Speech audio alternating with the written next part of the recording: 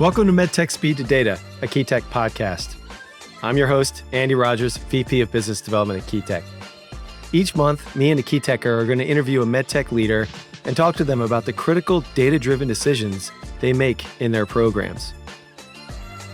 Hi, everybody. Andy Rogers here, host of MedTech Speed to Data. Today's episode 28 with Allison London Brown. Allison, welcome to the show. Glad to be here. Thanks so much for having me. Allison, you're the CEO of Luminelle. So very excited to have you on Speed to Data and prepping for this interview.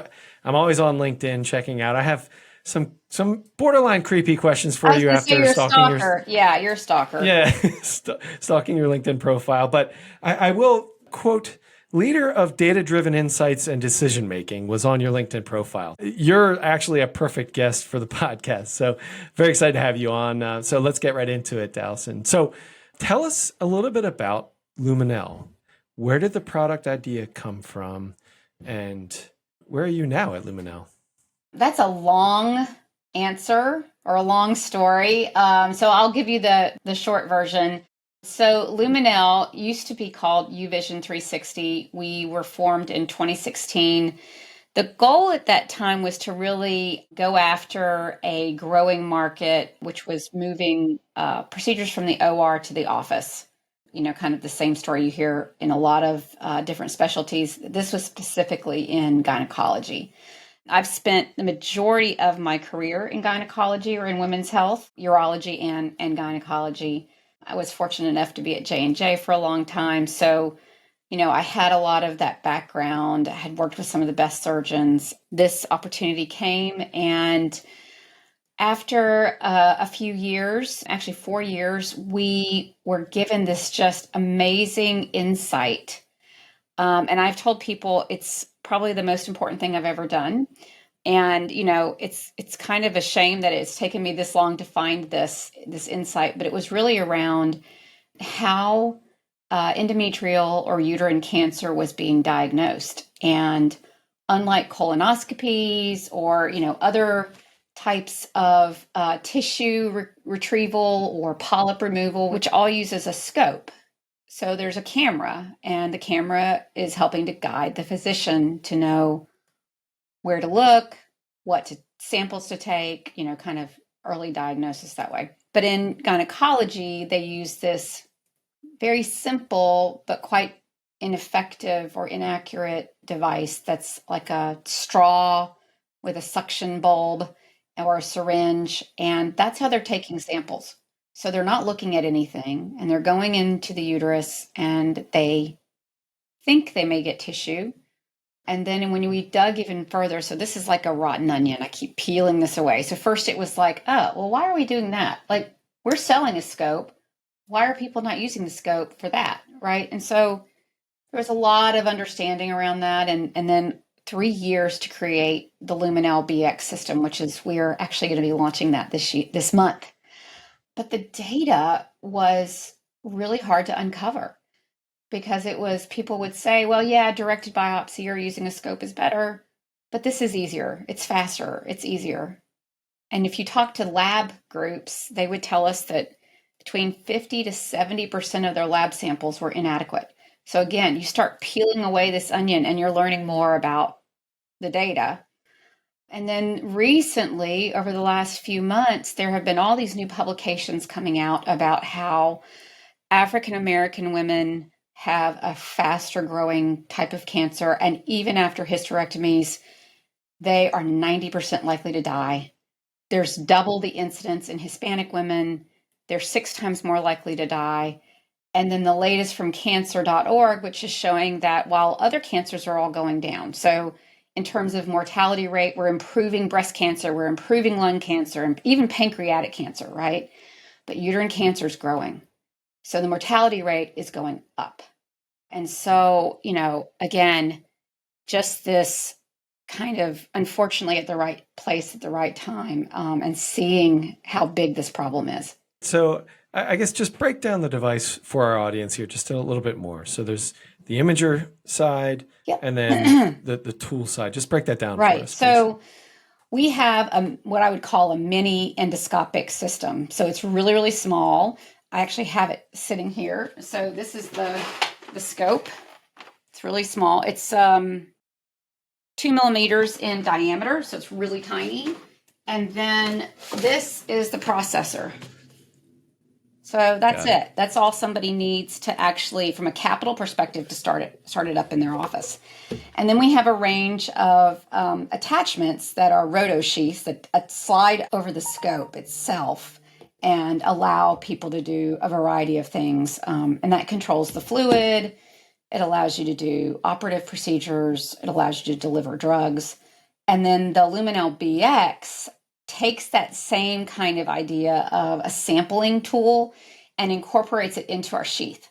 So we're just kind of doing what they already know to do, but we're adding a camera versus the other way around, which I think, in my past, we always try to make things more complicated. Like, let's just make these things like this is how all the experts are doing it. So everybody should do it that way. Well, it's, you're in the office. You don't want to use anesthesia. You want the patient to be comfortable. So we're trying to keep it very simple, cost effective, so that people can get a better diagnosis.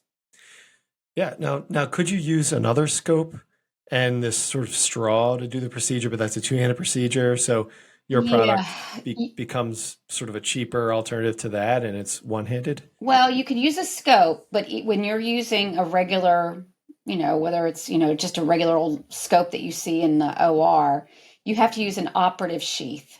So even there, you're having to use an operative scope, which means the diameter is bigger, which means that the cervix is stretched more. But that's literally the pain point, is trying to navigate the cervix to get into the uterus. And you have to use an extra instruments. So it's not that little straw-like thing. It is like graspers and scissors and that kind of thing, which is, again, you're using anesthesia. It's more complicated. It's kind of overkill for what should be a 5 to 10 minute procedure. And you can go in and look with the scope and take the scope out and then use the straw. But again, you're still doing it blind. And you have no idea that the straw is going where you think it's going. Got it. All right. So being a leader of data-driven insights, you alluded to erase that from my LinkedIn. That's gone. So what was it that we'll get into the data section here. What was it, after being a professional in this market for, it seems like a decade or two, like what data was like clear to you that this needs to be a product? Like, how did the company get founded? Well, the company was founded really looking at the fact that we had 8 to 10 million procedures going on every year at, kind of $11,000 to $14,000 a pop in the OR. And just kind of that excess, it was like, when you have a colonoscopy, yeah, you want to be knocked out for that, right? You're not going to do that awake. But we're talking about a relatively simple, for most of the time, these are relatively simple procedures. So why can't we do those in the office? And in order to do that, you have to have something that's really small and cost effective. So that was the original kind of thesis, was the market's moving this way. They don't have a real solution.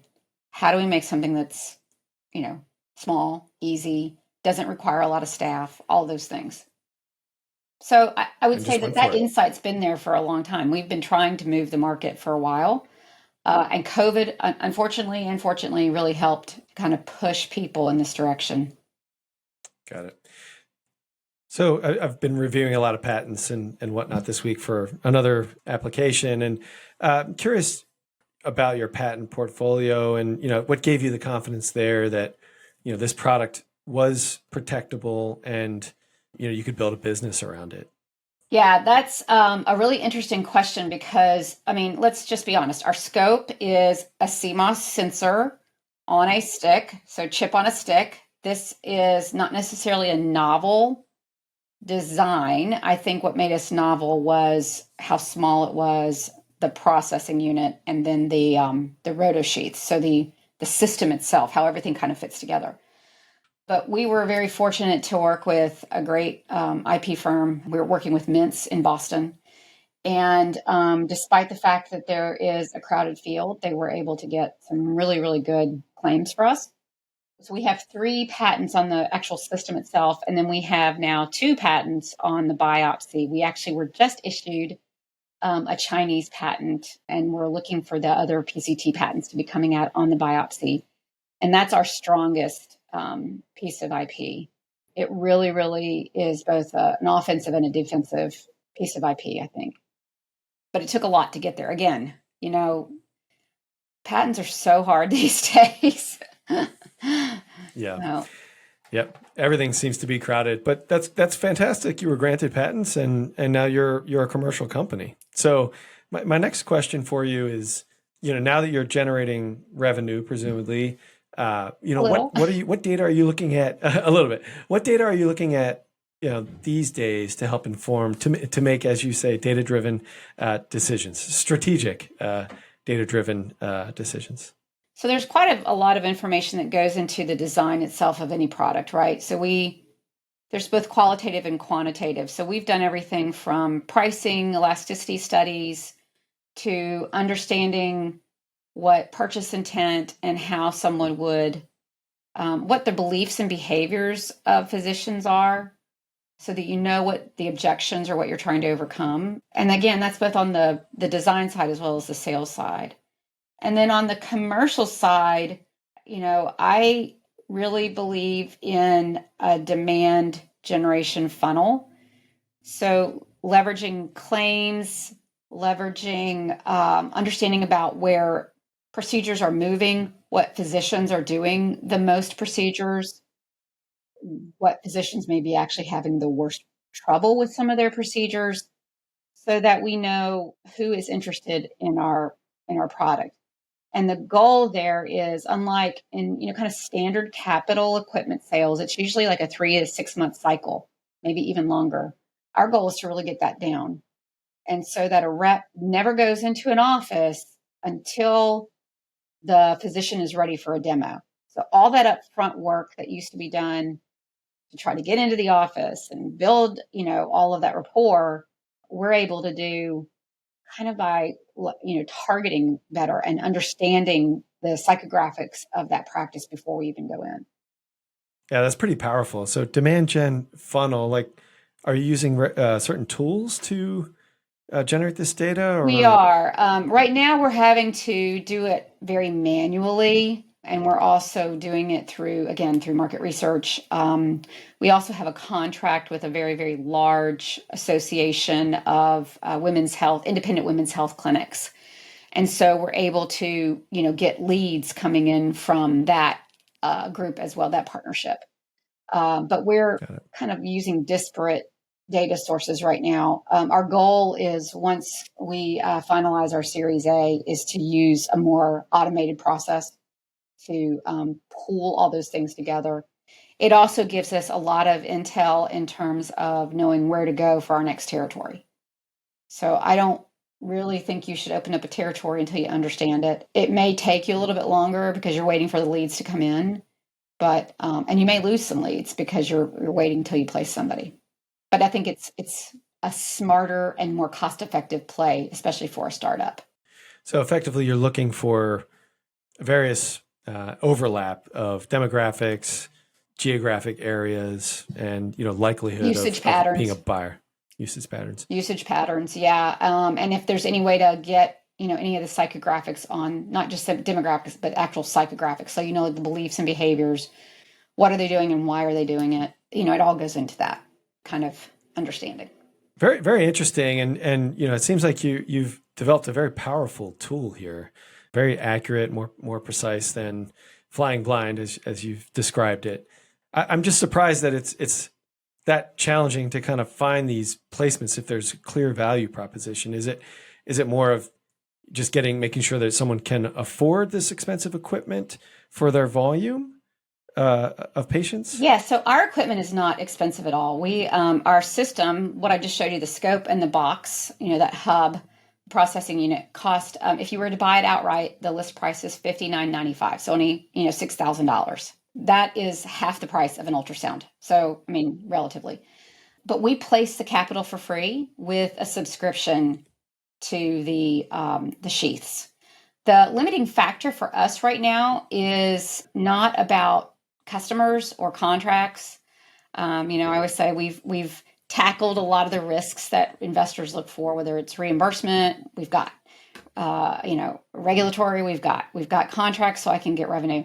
Right now we have one development manager in the Northeast. So I've only got one rep today. So that's really our limiting factor is, getting this engine, turned on is really the cash to make that happen. Got it. As always, that's what startups do. 99% of my job is raising money all day long, every day. Yeah. Allison, for our audience, I guess, what have you raised so far, if you're willing to share? And Sure. Generally, what are you looking for?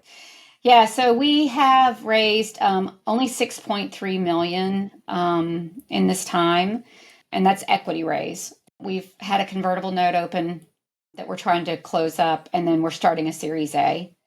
And that Series A is really, again, it's that big catalyst to move us forward. Build your sales team and sales team, operations. It's mostly the product portfolio and commercial. Awesome. Well, Allison, let's move to the lightning round here in our podcast. So at the top, you mentioned that you had worked at global companies throughout your career and learned a lot at them. So I have to ask, what did you learn about innovation and launching products that you're at global companies that you're applying here at Luminelle? Well, I think some of the best lessons you learn are the ones where you say, I'm never going to do that. This is my 8th startup to be involved in. And you kind of get that bug, right? Where you get excited and you can make decisions quickly.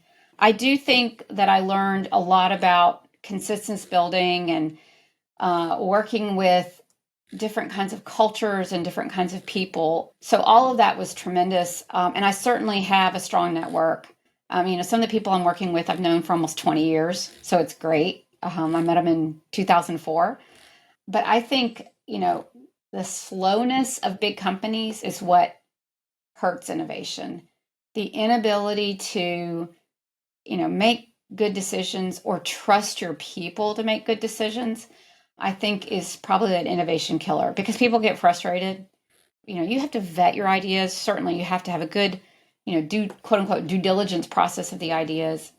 But, I think we tend to get very myopic in big companies and we don't let innovation flourish as much, which is why there's so many startups. Yeah, definitely a lot of, M&A happening and in women's health specifically. We went to the Women's Health Innovation Summit last year. We didn't make it this year, but it seems like there's definitely a lot of activity and entrepreneurial activity in this market, investing attention, and that's a great thing to see with the market need being so clear with those patient populations you described. Yeah, I see a lot more in menopause. More than I've ever seen before. Some in cancer. Breast cancer still gets a lot of attention, and it should. It affects hundreds of thousands of people. I think the struggle is that there's a lot of attention and a lot of discussion about it. And then when it comes to really committing to doing something about it, I don't understand why there is such a reticence in some investor communities to support these things. I guess fintech and software are a lot faster and a lot easier, maybe less risky. Got it. All right, back to LinkedIn stalking. Okay. There's another comment you had, and I'm going through this. Me and my team are going through this right now. Predicting market changes and aligning organizations and actually executing. So I wanted to ask you, what's an example of your experience predicting a market change, seeing that, and taking action to your advantage? That's what we did in Luminelle. We started kind of going down one run path. We were really executing. If you talk to my team or our investors, they'll tell you, when we say we're going to do something, we do it. That's, one of our, key values is really, doing what you've committed to. But we saw this insight. We saw kind of the opportunity and where the market could go, and that nobody was playing in that space. So I hope people are going to listen to this and then start playing in my space. But, we just saw this insight and just pivoted. We changed the name of the company. We really just kind of said, slow the ship down and turn it 180 or maybe 90, not not 180. But I think in other organizations, if you keep track of disease states, if you keep track of where you see trends going, like you have to be on top of that stuff. You've got to know, you got to read clinical papers, you've got to look at epidemiology, you have to understand kind of where the pain points are coming. We have identified as well a couple of additional pain points in the healthcare system that we think the need for visualization is there. So we're starting to think about how we research those areas as a value creation for Luminelle. But I do think it's the tried and true methodology. You're like a detective. You're looking at IP. You're looking at clinical papers. You're looking at the latest data on claims. You're looking at maybe death rate. You're looking at that globally. It's not just a US phenomena. And so once you've identified things, I've had the fortune in my past to be able to either consolidate or shift resources to create either a new BU or a tiger team to go after that and really dig deep to understand, not having a product mean a market, but a market develop a product. No, that's great. I mean, at a startup, CEO and maybe, And I don't know who else, but yeah, I've got a co-founder. Yeah, and your co-founder are doing that sort of market combing, and maybe at a 50 to 150 person company, it sounds like it's developing a focused or formal sort of market research process. Is that how you would go about doing that? It's less about just market research. I think there's kind of the high level market research, and then it's R&D and regulatory, and it's a true cross-functional team to really go after, if we see this trend that's going to happen in 5 years or 10 years, what's needed, what does the market really need as a solution? Not what we can provide as a solution, but what does the market want? And so work backwards from that. Work backwards, yeah. And that's not the easiest thing, I think, in a big organization where you have a lot of resources tied up in, a certain kind of technology. I think that's why you've seen like medical device companies that try to do pharma, or pharma companies that tried to bolt on a medical device. Doesn't always work out well. Sometimes it works out really, really well. But I think, maybe 10% of the time it works. I'm not sure, but. Yeah. I think the biggest question a lot of these globals and startups are facing is how far to wade into digital and, AI, ML, and how much should they just sort of rely on, big tech to provide that processing power. Do you have any thoughts on that? Yeah, I will tell you, I think I get asked about AI every single time I meet with somebody. Well, what are you doing about AI? Well, I'm like, nothing. I mean, we are a camera. We are enabling someone to see inside an organ. Now, do I see a need for helping a physician to better identify diseased tissue? Or is there a way that you can use, photo libraries? I have a friend that's what they do. They take imaging and they scrub it and then develop a database system for other people to use. And I think that's very helpful because sometimes you don't know what you're looking at. But I haven't figured out yet how, there's so many nuances of the human body, especially the uterus. I know that sounds strange, but there's just no uterus is the same. And so I don't know how that would be applicable today. I'm not saying it wouldn't be, but I would love to, understand that more. That said, I don't think that I don't see a way for us to ever get away from a physician, either looking at an ultrasound and understanding what's going on with the ultrasound and then moving into the uterus and really looking at it. I don't know that you can just, again, magically know what's going on in there without actually looking, which is why we're having some of the issues we're having now, because we're not doing that.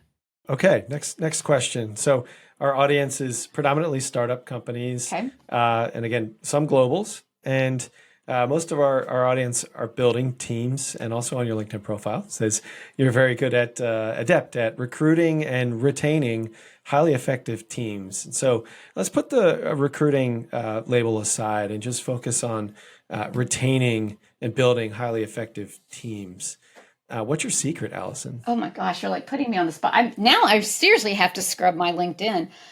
Well, startup world aside, I think being able to recruit and have people come to a startup is hard because you're not going to get paid what you're worth.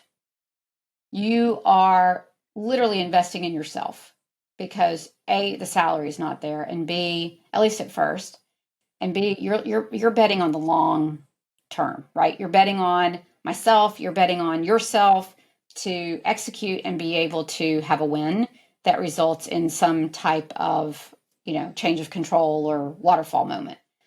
I think in larger organizations, I will tell you when I first started being a leader, I was horrible. Uh, I kind of had that, well, if you don't do it the way I do it, then you're not doing it right. Not micromanaging, but just this lack of understanding of how to really leverage people's strengths and weaknesses.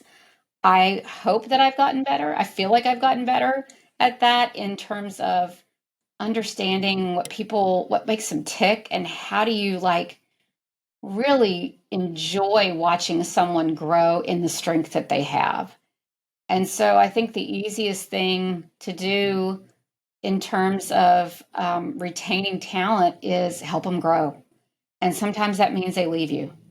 And then you're rejoicing with them because, they've had the great fortune of being promoted or to going and do something else. I've got people that worked for me a long time ago that are now managing partners in law firms. They left science and went to be a lawyer.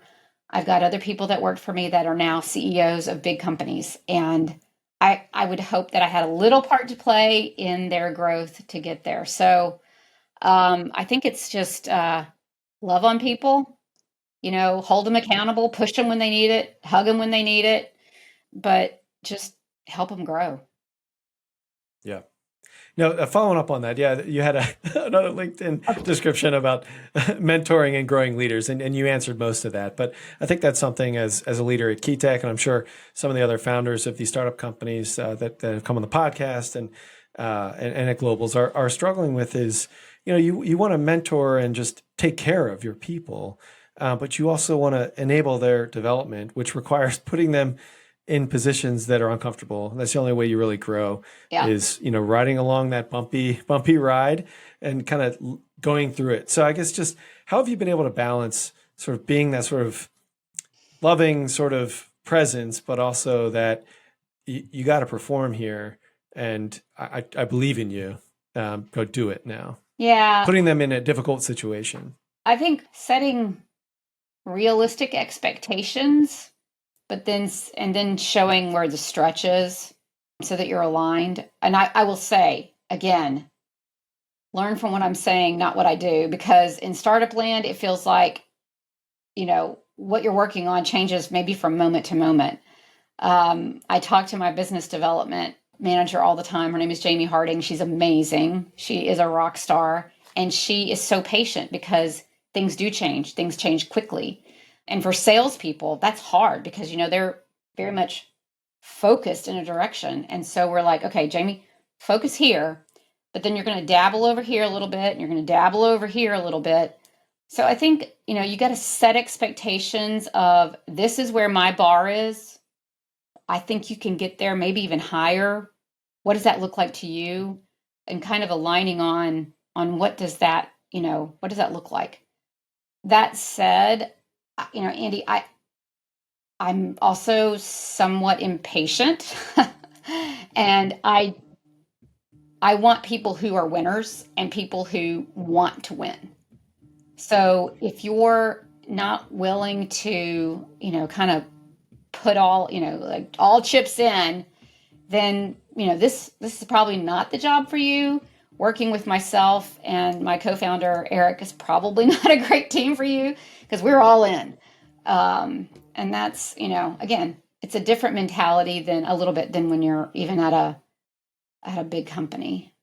No, I liked how you described just, set the bar and the one nuance there of, let them know when one or two of the areas might be a little bit of a stretch, but here's how we're going to try and get there. I really like that. Yeah. I mean, again, in sales, it's easy, right? Here's your target. Here's your quota. You reach above that, you get a kicker. You reach above that, you get a kicker. And so the majority of salespeople I know are going for whatever kicker they can get, right? And it's not just about money.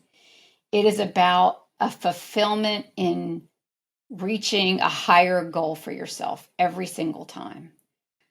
It's harder when you're talking about, I don't know, like R&D. You can't say to somebody, oh, well, if you get this done in 3 months instead of 6, well, the FDA doesn't move that fast, or manufacturing doesn't move that fast. So time-bound metrics or these kinds of milestones, I think, are harder. So you got to be creative in how you set milestones and, those bars for people. Great advice, Allison. Thank you so much for coming on the show. That's all I have on my side. And it sounds like you're primed for commercial success, additional commercial success, as you raise your funding and, address a clear clinical need. I hope you get the funding you need and can build and retain that team you're looking for. Yeah. And we are, again, we are going to be looking for a lot of key talent soon. So as that Series A closes, we'll, be on the hunt for great talent.